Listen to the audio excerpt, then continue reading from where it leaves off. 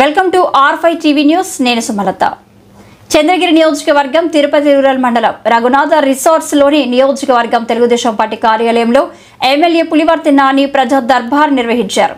Party వ్యవస్థాపక అధ్యక్షులు నందమూరి తారక రామారావు విగ్రహానికి పూలమాలలు వేసి ఘనంగా శ్రద్ధాంజలి ఘటించి కార్యక్రమాన్ని ప్రారంభించిన నేతలు.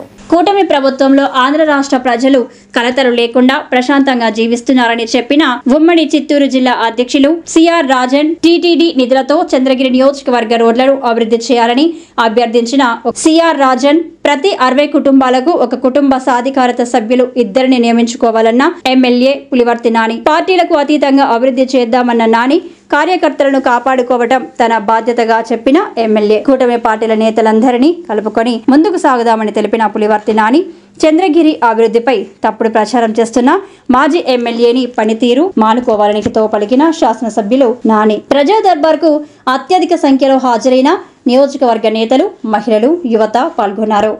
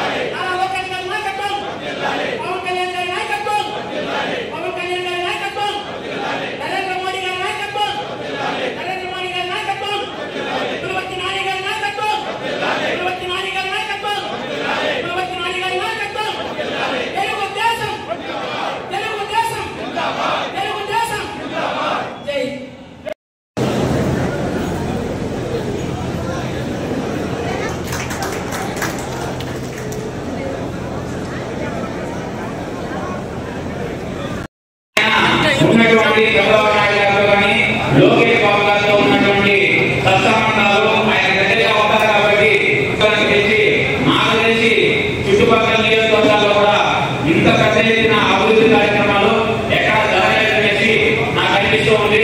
ఎందుకంటే మన నాన్నగారు లోకేష్ బాబు గారు బాగా దగ్గర ఉన్నారు కాబట్టి ఇప్పుడు